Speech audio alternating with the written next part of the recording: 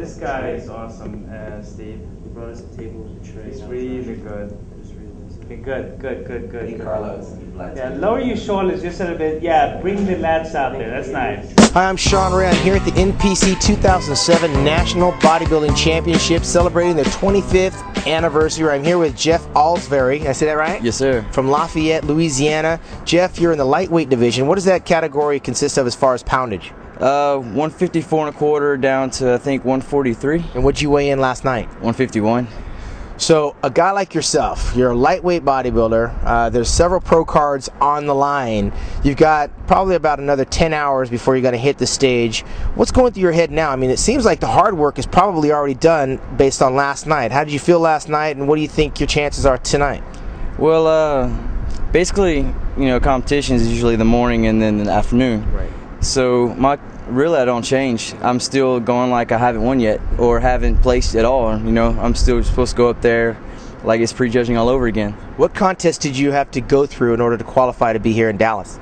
Actually, in 05, I qualified at the Louisiana State Show, and I just sat out one more year to wait to go to Junior Nationals till I thought I was ready. Right. And I did Southern Classic in Mississippi, and I said, yeah, I'll be ready next year. Were you affected at all with Hurricane Katrina with your training, or was that in another part of the state? Well, not really Katrina, but Rita. Rita hit more of, you know, the southwest area, and my family kind of lived with me in my apartment for a little bit while I was in school too, so it kind of had a little detriment, but not that much, just more of my house back home.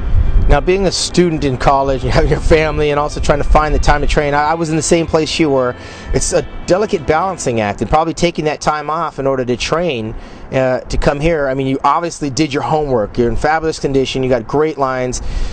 What happens if you win your pro card? What do you do when you go back to the gym in order to stand on stage at these pro shows with these big guys? I'm going to sit out and hit my 28-pound goal. So you want to add another 28 pounds to this physique? Yes. And so how do you think, I mean, how does that happen? I mean, you're 100 and how much? 155 right now. 155. You've been bodybuilding for how many years? Just 4. 4 years, and your goal is to put on 28 pounds. So will that 28 pounds be put on before you hit the stage next time, or is that something that you want to gradually do and compete in the middle? Gradually and compete in the middle, if not a little bit heavier, but I doubt that's possible right now. I was having a conversation with one of the lighter guys in the bantamweight division. You realize there's now a 202-pound category that's underway. There's a movement to try to create these competitions at all the pro shows so that the smaller guys have an opportunity to compete against guys that are relative in height and weight.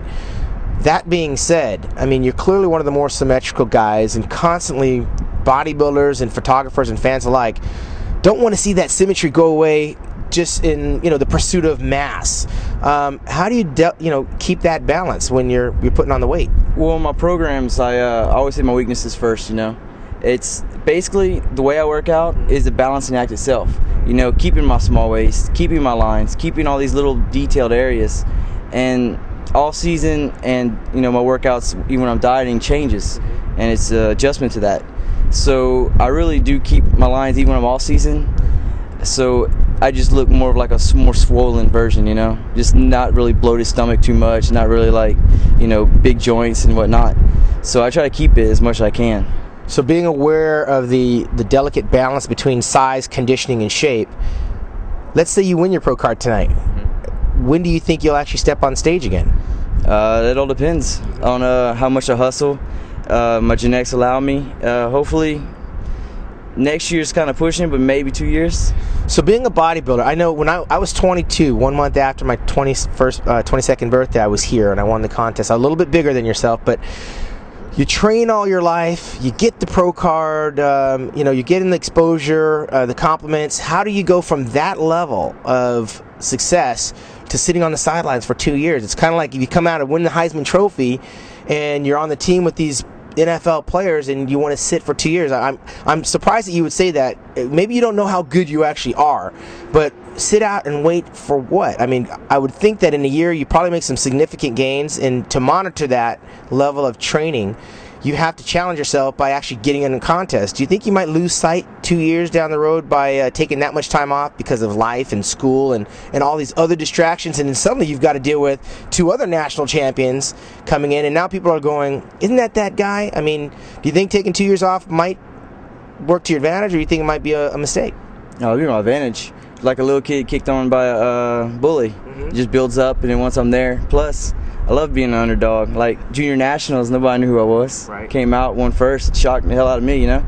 And this one, a few people remember me, you know. Actually, a lot of people remember me, but still, there's people that don't know me. Yeah. Sitting out for a year or two should send me back to my underdog status and see if I do much better, you know. You're great, man. How old are you? 23. It's his birthday today. Yeah, that's right. Wow, you're doing great. Think a little bit more artistic. It's actually good. Yeah, that's good. I like that. Beautiful. Wow, that's good. Good picture. 1 second. That's nice.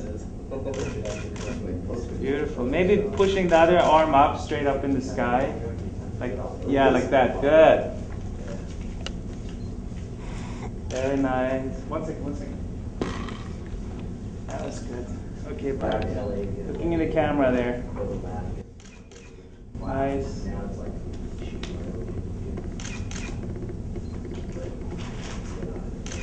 Maybe hands just like, that's good.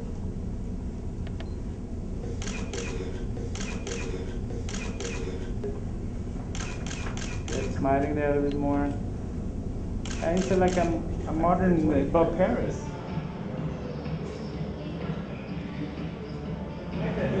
Those blisters. Let's see the blisters. Calluses. Yeah, here.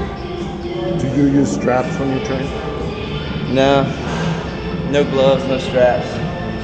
Straps make the forearms small. Gloves give you bitch hands. I have to split wood from all sometimes. Helps to already have the blisters. So it's not so bad once you do that shit. Okay, Jeff, you're one of those bodybuilders. I mean, you're a lightweight bodybuilder, but yet you're an Olympic lifter. How does that work in concert with your bodybuilding preparation? Well, it actually kind of fits in a little bit all season because, like all season, you want to bulk up.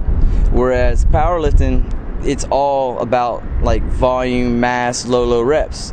That'll slap some meat on you. I mean, it's actually good to where I can blow my guts out off season, and then come dieting, I can save my guts for more of the shredding and, you know, carving, I call it. So when you say blow your guts, that means like just lay it all out in the gym and lift as much weight as you possibly can? Much weight as you possibly can, all core workout, you know, with the minor details of the other workouts, concentrations here and there.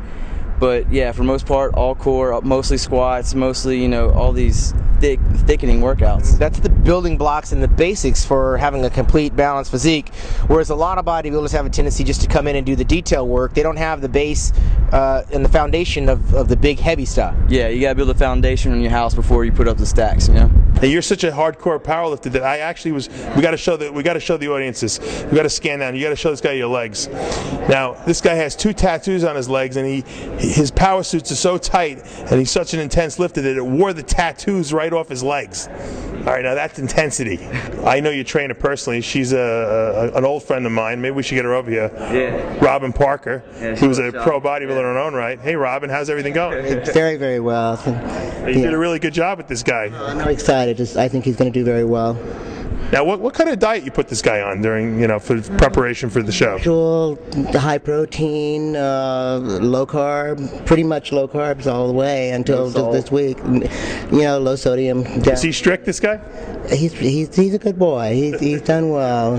Yeah. So again, I gotta throw this out there. What happens if it doesn't go your way tonight, and for some odd reason someone comes out and blindsides you? I mean, clearly you look like one of the favorites from where I sat in the front row. Let's say you get second or third. Where do you go from there? I come back next year and try to win it. So you just kind of take it in stride. It's not going to be the end all. Yeah, I do step by step. How old are you? 23. Okay.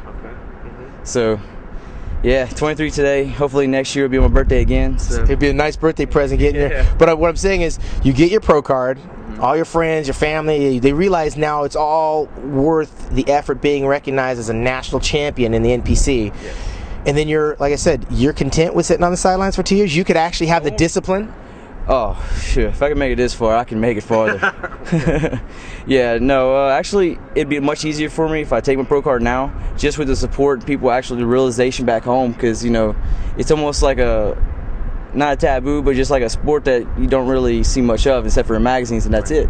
So this would actually give an understanding and more of a consideration to things that I do and, you know, sacrifices I make. You know, especially personal life, you know. It sounds like Jeff's got his head on straight. We're going to wish him well and a happy birthday. Hopefully he'll come with a pro card here tonight. Jeff Olcsvary from Louisiana. I'm Sean Ray for MDTV.